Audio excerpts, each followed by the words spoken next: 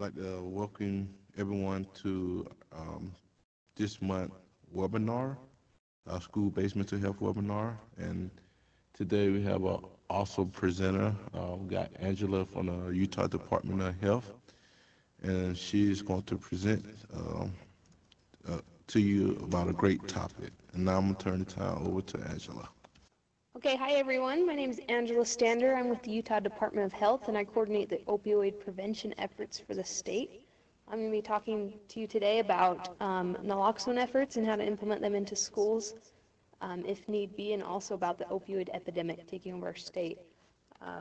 This is my first webinar of this sort, so hopefully you can hear me well and this will go well. My email is up there on this first page. Feel free to reach out with any other questions, additional resources, or if you'd want any presentation similar to this in your schools or in your districts. So a little bit about what we'll talk about today is the opioid epidemic in our state. As I'm sure all of you have heard about it, we're going to talk about how we got here and why it's an issue, kind of why we're susceptible specifically in Utah, and what you can do in your roles. So talking about how we got here, first off I want to talk about what an opioid is. Some of you have been working in the schools for a while, probably been around for some of the different drug trends that have come through. Currently, some of our biggest trends that we see in our data as far as what youth are misusing and abusing, and also what we're losing adults to fatality-wise, are currently opioids and stimulants. The difference between opiate and an opioid I want to talk about, that's commonly misunderstood. Both opioids and opiates come from the opium plant. What you're being prescribed through doctors are synthetic opioids, and illicit heroin or fentanyl that you will hear about are the more pure substance. They are both the same. That's one of the biggest issues we face in Utah is the perception of threat with pills and heroin. Some people believe, especially we're finding youth find it, that they perceive it as more safe or clean to misuse and abuse pills over shooting up or smoking or snorting heroin.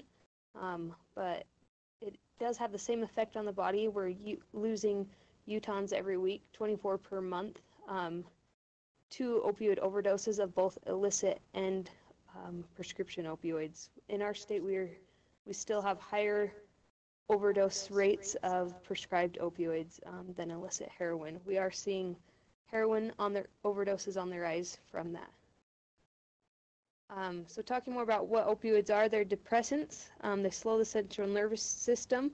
They're prescribed for pain, and what they do is act on the opioid receptors, causing it to dull the pain if using it to treat it that way. But when misused, it causes a euphoric effect, like most any other drug, causing that high. Common examples of opioids, we do know through focus groups that while most Utahns are aware that there are dangers to opioids, most do not know what an opioid is or realize that they have them in their home. A lot of times you'll be seeing opioids, taking them home from the pharmacy after surgeries, also dental procedures such as wisdom teeth, root canals, things such as this. You're usually prescribed an opioid. The common brand names are Percocet, OxyContin, Lortab, Vicodin. Generic names that you might see on bottles also are oxycodone, hydrocodone.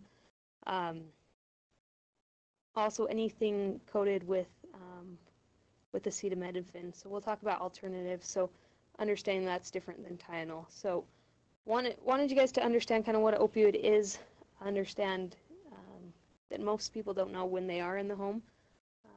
Most youth are pretty aware right now of what the different ones are, and usually know what they're looking for if they're looking to misuse them. So talking about kind of how we got here for a minute, we didn't see opioids prescribed in the way that I was saying about with outpatient surgery and dental procedures. We didn't see it prescribed and going home in the amounts that it is until the last really 20 years. In the mid-1990s, a drug called OxyContin got approved through the FDA, and it was understood and promoted to be a safe pain treatment remedy, and it stated that there would be no risk for addiction, which we know is not the case. Prior to the mid-1990s, you really only saw opioids being used for end-of-life care, hospice care, cancer treatment. Really, you never saw it going home or being sent out in the amounts that it has been in the past 20 years. Obviously, as sales and as we started to prescribe more of these opioids, we saw opioid overdose deaths increase and also treatment admissions. We know right now through the public treatment systems that currently 90% of people checking into treatment are checking in for opioid dependency, which is really big. Usually it's, for the past 30 years, has been usually alcohol, or most of your people checking into publicly funded treatment, but right now it's opioid dependent.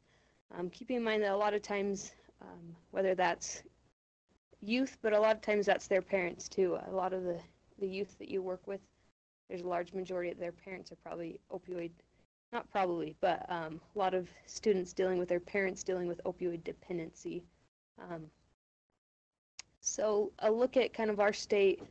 I have more current data as well that's still preliminary data, so this is kind of an older chart I'll show you, but it shows that we start out in our state with some hot spots, but since 2000 we've seen a 400% increase in our opioid overdose deaths, so we know now that our entire state is pretty much a hot spot. Still our hardest hit areas to be aware of are Carbon and Emery County, Weber County, specifically the Ogden, downtown Ogden area, Salt Lake County, and also areas of Tooele. These are also high susceptibility areas for Hep C and HIV outbreaks for IV drug use. So just understanding once again how we got here, we're a very high prescribing state. We are currently ranked 15th in the nation.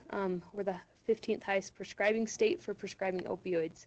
I think that that's because we have a lot of well-intended doctors who really want to do good and help in our state, but also we need to increase education for them to prescribe less. But we also, as a public, have kind of come to the point where we demand and expect a zero pain anytime we have a procedure, and we expect to be prescribed a lot of medication. So a lot of our efforts throughout the state are to educate people to kind of opt out, to speak with their doctor about what alternatives there are, and to kind of meet physicians halfway. We understand that for them to stop prescribing, that we need to educate the public to stop demanding it as well, so meeting them in the middle. So just to help you understand the amount of opioids out there, there's 7,000 opioids dispensed per day in Utah. In 2015, that was enough for every Utahn to have a full bottle, 30-day supply of opioids. Why that's important for you to understand is understanding with that amount being prescribed and out there, accessibility has increased greatly. This right here shows us that through surveys, this is an older survey, so it actually has increased from the 60%. We find now that 75% of Utahns that misuse or abuse opioids stated that they got them from a family member or friend. So we know that a lot of times people are getting into this easily with ease of access, whether that's from sharing medications or simply going into cupboards and getting them because they're left out and they're prescribed and highly accessible. Understanding how big of an issue this is, drug poisoning, specifically opioid overdose deaths, outpaced firearm, motor vehicle crashes, and falls. We know that for youth specifically, our leading cause of death is suicide right now, but for adults, our leading cause of injury death is opioid overdoses. Understanding the population that we're seeing most overdose deaths are 25 to 54. That doesn't leave out the need to target and educate youth. We know that more youth are starting initiating use of opioids with heroin, whereas years ago they usually started out misusing opioid pills and prescribed opioids. So we do know that it's important to educate early, even though the highest risk group is a little bit older than our youth. Talking a little bit about other ways to target youth, understanding that athletics is a big risk group. I want to talk about a few of our higher risk kids for addiction and overdose. This is a campaign that went out last year. instructing people not to add addiction to injury, but empowering them to talk to their physicians about alternatives.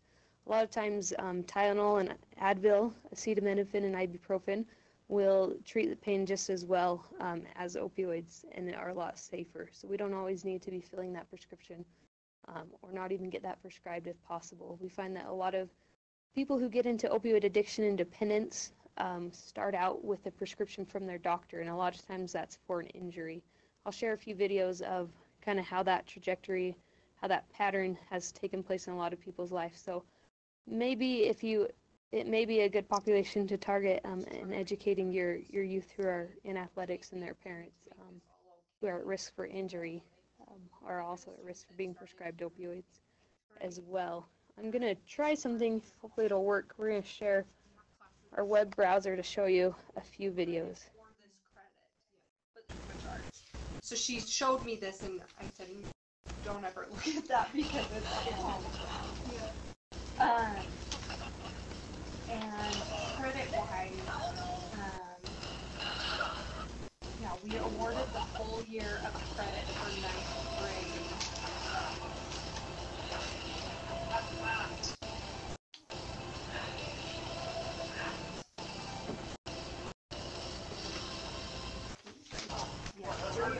The full credit for 9th grade at the end of the trimester. Well, I'm probably very similar to a lot of people in Utah, and that I was very sheltered. So I don't know how they compute the final rate, but they base it on the grades on the Drugs, whether they were, prescription or non-prescription. So I just told her that we have her transcript, and she's done a full year 9th grade and partial 10th grade, and we picked up right where she left off, so she will be okay with credits. I assume it was a money problem. She was 16 or 17 and went straight from pills to heroin. Recently, I finally decided to go through some of my daughter's stuff, and I found in one of the boxes from her last treatment center, she had written out her drug history, and do that, I can adjust went right through how she progressed from so that they're not really being a normal little kid, and she's a cheerleader and a beautiful girl, so happy. And it spelled it right out up until how she was getting drugs. It was devastating as a parent to read with such honesty just how degrading and just completely debilitating drugs make your life. I have 3 kids. 2 are living, and I have one that passed away. And when they ask me, and it took me a while when they say, "Well, how did she die?" and I say, "She died of a heroin overdose." I wish I would have been strong enough to be honest in her obituary.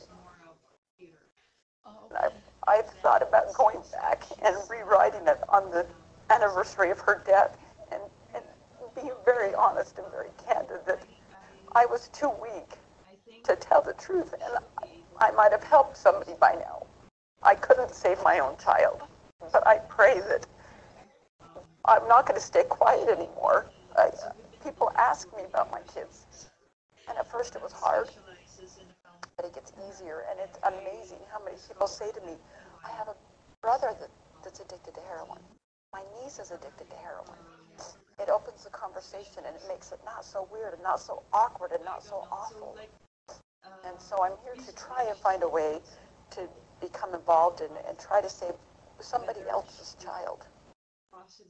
Just one, and that's good enough for me if I can just make a little some kind of a difference. What she can do to take subjects, or if she can take subjects that would advance her.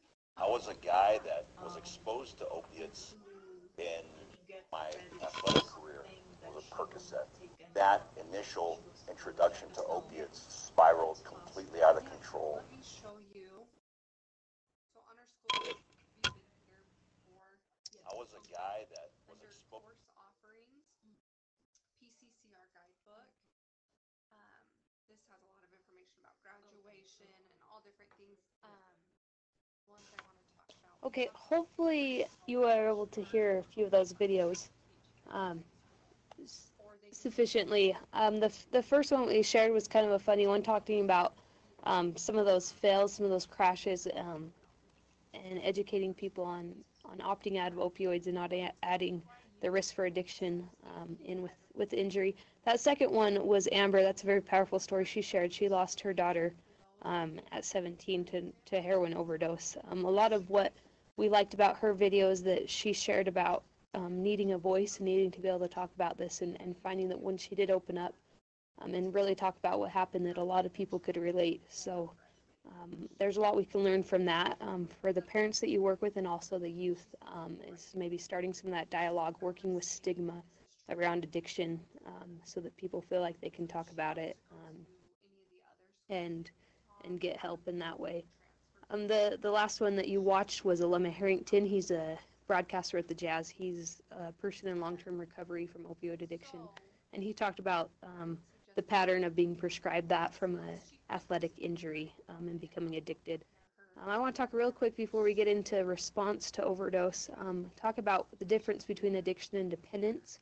Opioids are unique, a little different than other substances such as marijuana or cocaine, wherein that when someone becomes first what's called dependent, they become physically dependent on the medication, where their body starts to need it to kind of function. So if you have a youth you're dealing with that's deep into an opioid addiction, he or she is probably very physically dependent, and stopping the use of that substance is very difficult, causes withdrawals and other issues. So understanding that physical dependence to opioids begins very, very soon and can happen accidentally, and usually does. Studies have shown that physical dependence to opioids can begin in as little as 7 days. So if you're prescribed a 30-day or 60 pills after an injury, you can see where the increased risk for physical dependency comes. From dependence usually comes addiction, and when people become addicted to opioids, that of course increases their chance for opioid overdose. We see a lot of opioid overdoses for a number of reasons. I'll talk about some of those risk factors, but we do know that as people start to misuse opioids or mix them with other substances, it increases their chance for opioid overdose. So that was kind of a very broad overview on the overall opioid issue. Hopefully that gave a few of you a little bit of new understanding as to how we got here, what needs to be done. Some of our main prevention efforts right now focus on public education, as I'm sure you're aware, as you see a lot of the advertisements out there, trying to educate patients to opt out, to reduce stigma, to talk about addiction, and to be aware of overdose risks. The other efforts are focused towards providers, and a few other things. There is kind of a gap in our education of youth. It's difficult anytime we educate youth to try not to educate them on how to misuse or abuse substances, but we look to increase those efforts in any way of educating youth on these risks. We find that a lot of times perception of threat is the biggest thing, and youth are feeling like if these are pills, if they're prescribed by physicians, even if they weren't prescribed to them, that they're safer, and that is not the case. A lot of times, too, they don't, as you're all aware, they don't necessarily know what they're getting. Now we have people who are selling opioids illicitly using pill presses, different types of things, so you really don't know what youth are buying at that point. So educating them on that, and also educating them of resources they can go. So I want to talk about something called naloxone, kind of a new concept. As we talked about opioid overdoses increasing in our state, and it being an epidemic, there is a few things that can be done prevention-wise as well. So naloxone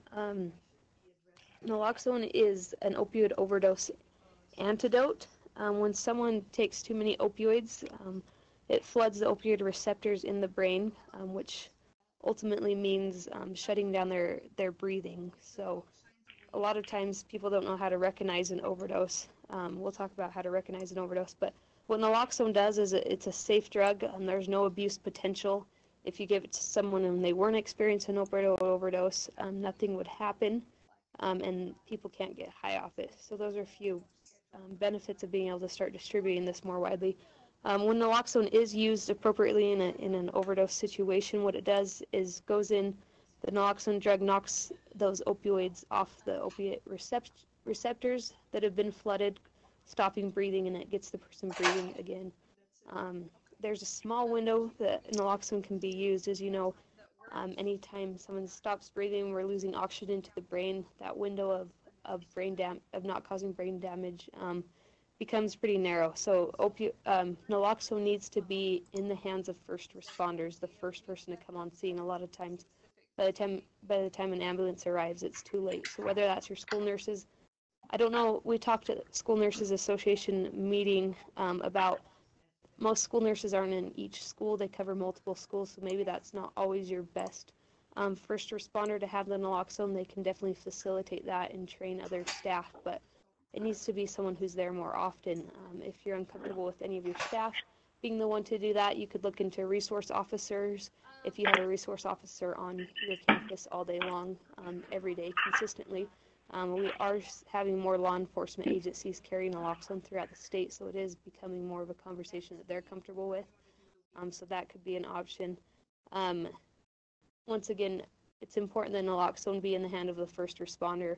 A sad reality for some of these kids, as well as at home, if they're dealing with parents or family members with opioid dependence and addiction, they might be the first responder and they might come on scene of an opioid overdose. So it would be worthwhile to have that discussion with some of your at-risk families, educating them about naloxone, where to get it, and having it at home if the youth themselves needed to respond. Also, the youth are first responders to their friends, whether that's on campus or off site. They may witness an opioid overdose. So kind of a big concept. You might have to hear it a few times to kind of understand, but I want everyone to understand the simplicity of naloxone. Think of it like an EpiPen with a peanut allergy, and the simplicity of that. There's a few different forms I'll talk about with that, but it is important to increase our access to naloxone and to have it in the hands of first responders. So whether that's going to be you guys or educating first responders who will be outside of a school setting who may need this information. So I want to talk about what an overdose is. Understanding naloxone will only work for an opioid overdose, not any other type of substance like an alcohol or stimulant overdose. It will not work for that. An overdose is obviously a toxic amount of any drug or combination that overwhelms the body. As we talked about, opioids specifically overwhelm those opioid receptors, stopping breathing. We kind of covered most of those things. Those who are at increased risk for overdose, obviously those with a history of substance abuse. A lot of times people will, when they're deep into an opioid addiction, will use a certain amount of either prescription opioids or heroin. And if they have a period of abstinence, so whether they're just quitting for a week or have gone into treatment or have gone into incarceration, when they leave and return to opioid use or relapse, they have an increased risk of opioid overdose because their tolerance level has changed in their body. So that's something important to be aware of if you're at maybe a school that's serving a lot of youth who are coming out of maybe long-term treatment or juvenile services, or parents are just trying to get them on their feet again, and you know that maybe they've had a period of abstinence and they're doing well. Obviously, we want them to continue to do well, but we know that relapse is often a reality of addiction, and they're going to relapse a number of times usually. So it's important to understand that those are your high-risk population, your kids coming out of treatment and back into your care. A lot of times they think that they can take kind of the same amount as that they were using to get high before, but when that happens, their body cannot handle that, and they're at increased risk for overdose. So if you serve those populations or work with those parents, it's important to help them understand that high risk. Those on high doses of opioids for chronic pain, a lot of times that won't be your youth, but if their parents are, there is increased risk for overdose there. Mixed medications such as a benzodiazepine. So your benzodiazepines are your Anti-anxiety drugs, sleeping meds, a lot of times they're kind of the things that are helping treat a lot of anxiety attacks, things like Xanax, medications like that. A lot of times people who have chronic pain are also on those types of medications to help them deal with sleep issues, depression, anxiety. That's a deadly combination, so it's important to understand that those people are at increased risk for overdose if they're taking both those medications. Sometimes your youth that are coming out of maybe treatment or seeking mental health care, even in an outpatient basis, they may be on a benzodiazepine a lot of times, so they are at increased risk if they combine an opioid with that. So once again, everyone who's at these increased risks, just increased risk for need for naloxone and need for education to their family for it. Mixing opioids with alcohol also increases risk for overdose death, and then like we talked about, a period of abstinence. I wanted to go through these. Hopefully that wasn't too cumbersome, but understanding really everyone's at risk for addiction, overdose of opioids, highly dangerous substances, but there are a few things that increase risk for overdose death.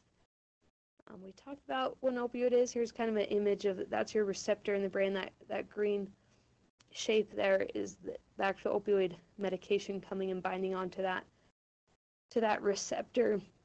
And like I said, when we flood that and that becomes too much, the body shuts down.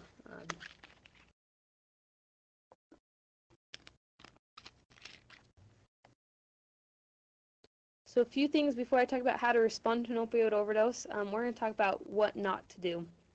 There are a lot of myths out there, and whether these most likely will sound obvious to you or kind of silly, understand that a lot of times the youth, they talk and they believe these things a lot and they're told them by others. So understanding that these are how they're going to respond a lot of times, because it's the rumors that have gone around, it's the common myths of how they believe to respond. So what not to do, the biggest thing is do not leave the person alone. We'll talk about how to educate your youth to not do that. Avoid putting them in a bath, a cold bath or anything. Avoid giving them something to drink. Avoid putting ice down their pants, or avoid injecting them with anything else. The injecting, I know, sounds a little intense, but if you do have opioid addicts who are using intravenously, that kind of is the reality. They would try something as intense as that. So understand that these are a few things. Few of the reasons why they would do this, do some crazy things, is a lot of times they don't want to call for help, whether they just fear getting in trouble, things such as that, or just feel like it's a common thing and the person will wake up. As we talk about that person waking up, it's important to help people understand the signs and to know the signs of an opioid overdose. If you did witness it, the biggest signs are small pinpoint pupils. If you open up their eyes, kind of opposite of THC or marijuana highs, where their pupils are dilated, these will actually shrink. If they're overdosing, they'll have blue or purple fingertips and lips. They're starting to lose circulation. They'll be starting to get cold and lose circulation. They'll be unable to awaken and unresponsive. So if you shake them, call their name, do something like a sternum rub. If everyone on the call right now, if you want to take your knuckles and kind of rub your sternum bone, you can feel how that's pretty hard. That's kind of the best thing to find out if they're really unresponsive, because usually someone will respond to that. Another thing is shallow breathing or stopped breathing, a faint heartbeat, gurgling or choking noises. The biggest thing to understand an opioid overdose is it looks very subtle, and a lot of times people don't notice it. A lot of times we find that parents have, when their child has overdosed, have checked on them multiple times in their room, have not known that they were overdosing, but simply thought that they were in a very deep sleep. When someone overdoses, they can continue breathing until it's slowed to an eventual stop. But a lot of times there's going to be loud snoring, and so a lot of times people just think the person's asleep when they are overdosing. So that's why it's important to understand that. This won't look dramatic like a seizure or anything like that. So it's really subtle, an opioid overdose. So understanding those signs to be able to respond to it. I wanted to go back. Okay. So your first response is to assess the person.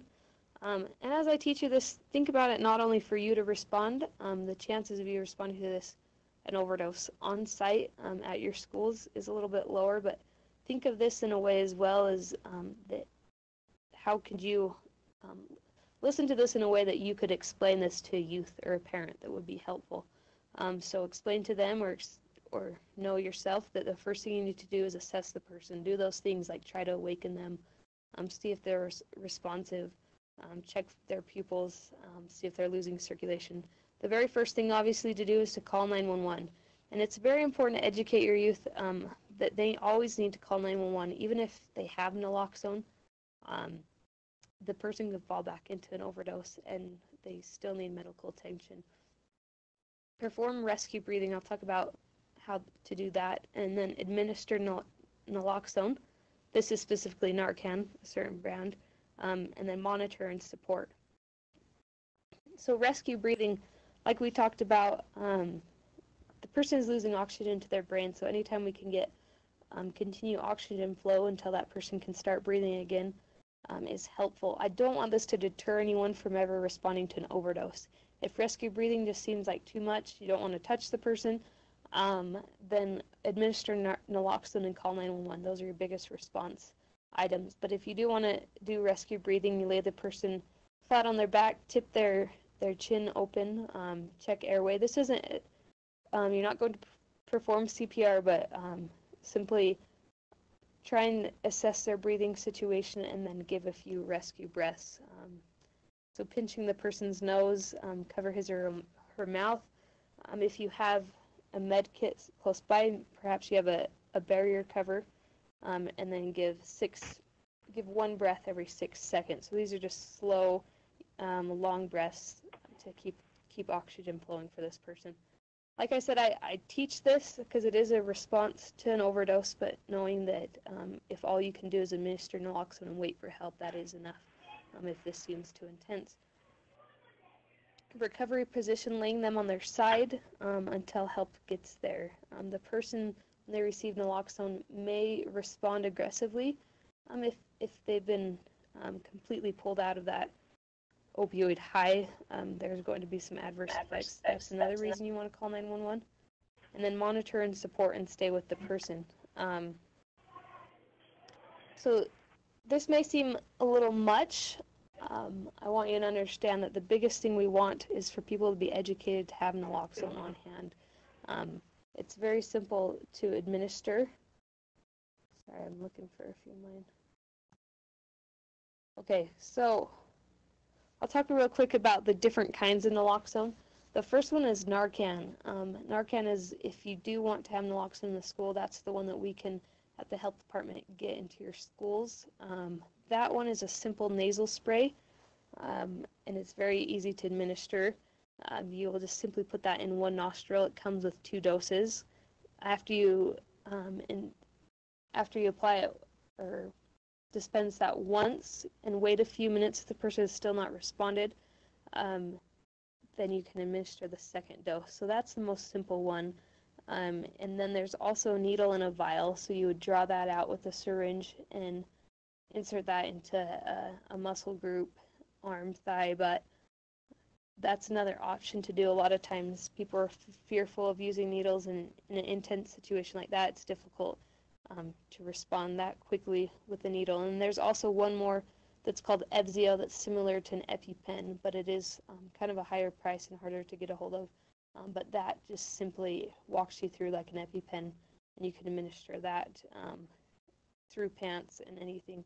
So those are your options for naloxone. I didn't go too much into detail as to how to exactly administer. I assume if any of you on the call are going to go ahead and take that step and do naloxone education, or actually have naloxone in your schools and educate your staff on how to respond to an overdose, I do suggest that you have more of an in-depth training.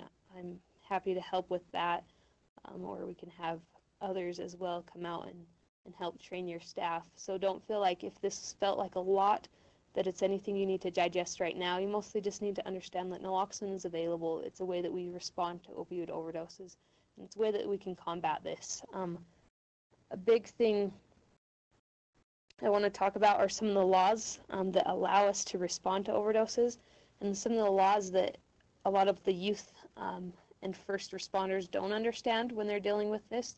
There's something called the Good Samaritan Law, which protects people who respond to an overdose. So, for example, if you have youth at a party and someone overdoses and there's drugs on scene or alcohol on scene, or maybe some of the youth are on parole, a common thing in any situation with them would be just fear of getting in trouble.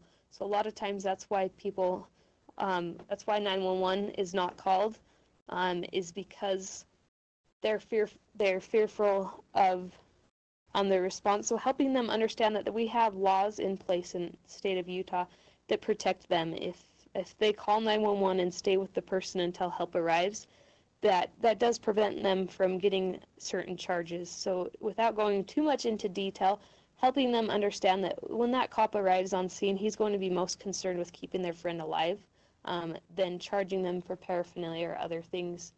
Not to say that couldn't happen, but in the end, when it does go to court, if it does, then that'll be taken into account, that 911 was called by that person. Like I said, I don't want to get too into the weeds with this, but it's important to help our youth understand that they can call for help, and that is not going to be the concern of most law enforcement officers as to getting all the other kids in trouble, but they're going to want to keep that, get that friend the help that they need. So help them understand that if they call 911 and stay with the person until help arrives, that they're protected under law. Also, it provides, the Utah Access Law allows you guys as first responders to respond and to administer naloxone. I'm sure a lot of you are thinking, as I talk about having naloxone in your school and having your staff actually respond to an overdose, that sounds probably like there's a lot of risk there, but there is Utah Access laws that permit anyone who's acting in what's called good faith and responding. It allows them to be able to administer naloxone or dispense naloxone legally. So what that means is that any first responders, so a person in position of witnessing an overdose, so you guys as teachers, administrators, etc., are able and protected under law to administer naloxone to a person. Like I said, there's no side effects that could happen if you administered it wrong. If it wasn't necessary and you administer it, there's no risk there for things to go wrong. It's not harmful if it was not needed. So things such as that. So understanding that you can have it, you can dispense it as well. So if you're speaking with a parent and your school decides to have some available, maybe in your counselor's office for high-risk families, you can distribute that as well under access laws. So it really opened it up so that people can be sharing naloxone and administering naloxone without liability. You can also, people ask usually how to get naloxone. If you're not getting it through a community-based organization for free, then you can get it through pharmacies through a standing order. You don't need a prescription as you go in. It's still behind the counter, but you can purchase naloxone. It's very affordable with insurance and without. I think it's pretty affordable as well. And there's a lot of ways to get it for free from community-based organizations. So just kind of summing that up, naloxone is highly accessible. It's legal for you to have it in your school. It's legal for your staff to respond and administer naloxone, even if they are not medical personnel for that. So with that, before I go into questions, I want to cover a few additional items for those working with youth. Like I said, your youth who are returning into school after maybe some intensive outpatient treatment or residential treatment or juvenile detention, those are your kids that are at higher risk for overdose. Also, youth who are injecting for the first time, so if they're just beginning to use heroin and they usually use pills per se, they're at higher risk as well for overdose. So understanding your role in this is is kind of difficult at times, but I think even if you don't want to go down the route of actually responding to overdoses, I think it would be helpful to have naloxone education in your schools and to your high-risk families and youth. Things such as Safe Utah app I know are being promoted throughout schools. I see those on posters and halls, and that's a great resource. Perhaps promoting things such as Good Samaritan laws, educating the youth that it's okay to call for help at a party. Do not leave your friends. You will not get in trouble. Stay with them, get them help. Things such as that, we can definitely provide some messaging for your schools for that. So important to understand those. So that is kind of an overview on the opioid epidemic in our state, on naloxone and how to respond to an actual overdose. I can open it up for questions from there.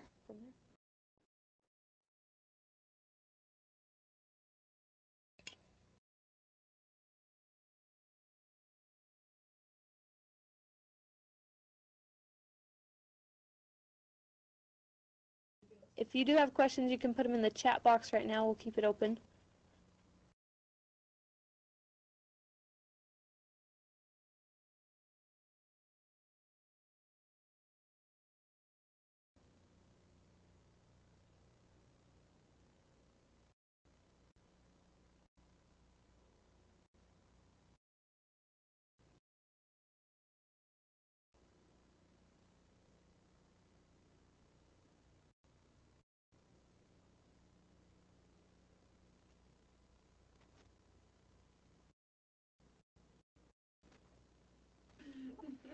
All right. Well, I'll make sure my email is sent out to everyone, all the participants. You're welcome to reach out for any additional education, or if you want to get naloxone into your schools.